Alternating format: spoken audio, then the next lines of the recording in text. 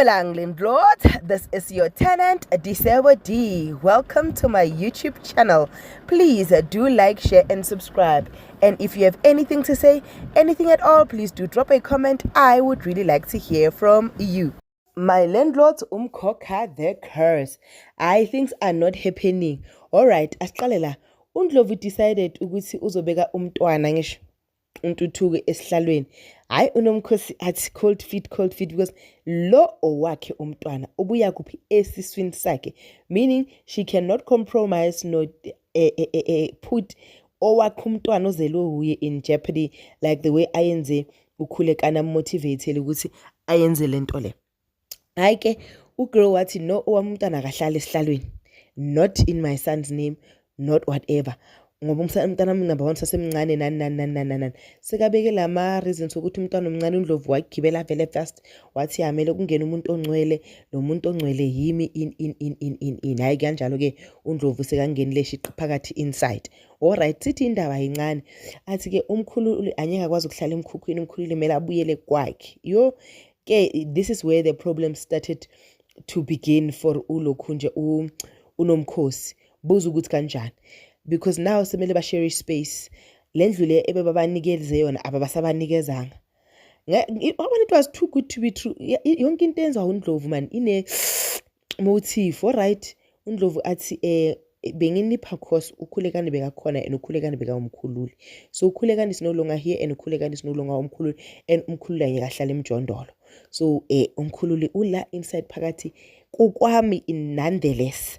So mission house cannot be umkhukhu. Mission house has to be a proper home. Alright, bekezele ke unomkhosi ahlale nabo. Uzwenzani ugel ngoba sekazifakile kuyo yonke lento.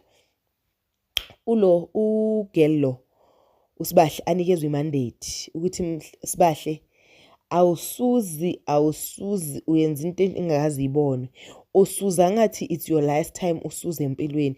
Usuza like you've never suzed before. Ayithathe mandate usibahle. Suziyani bathi ukhahlela ngathi angazi ukukhahlela ibhola leli kuphi. Yabona leli bhola leli likhuluma ubrother Enigma ukuthi mawudlala ibhola yolikhahlele esihogweni lelo ke.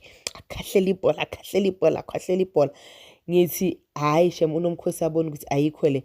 Asabuya avuka unomkhosi umzimba ubuhlungu angazi ukuthi atele bani ukuthini, angazi ukuthi achike kanjani iside lifuna ukurajwa kunganamuntu omrabayo ngoba indoda ishonile phela.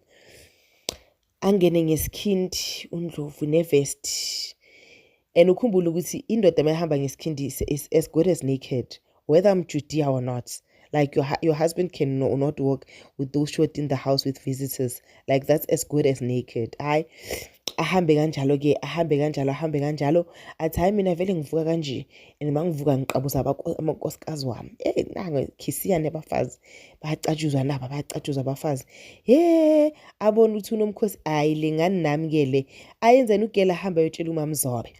Tshela uzobelishasa afike lapha sihlanyisa hayi ke uNdlovu ampholise ke yathi Paula Mdoko uvela ushise noshisa kakhulu ke la ngoba ushisela indawo wrong. Qineke ahambile uMamzobe and uNdlovu uhlakaniphile. Ngisho yazi ukuthi the blessing lies with abantu bakaMthembu. Akhulekisa uNtuthuko ke athi Ntuthuko akubo wokhulekayo ukhulekela le mali. Hayi amangele unomkhosi mara khulekiyani ke uNtuthuko. Speaking of uNtuthuko, babize uba umkhulu kaNtuthuko ubaba kaNomkhosi addressing the issue yokuthi uNtuthuko sebambeke esihlalweni. Vele it did not sit well with everyone and ubaba kaNomkhosi suggest ukuthi how about uNomkhosi noNtuthuko bonke babuye. But ke uManzimande is still not willing to forgive uNomkhosi at this point. So uNomkhosi is not going back laphayana anytime soon. Ugabisile ke into zakhe ze-date metric dance ubaba bakhe abe disappointed with the dresses that were there. Aqiniseka hamba atshela uMamzobe ukuthi hayi khethela umntana irokeli right. But bottom line and whatever, this guy ngathi uyafola for uGabisile.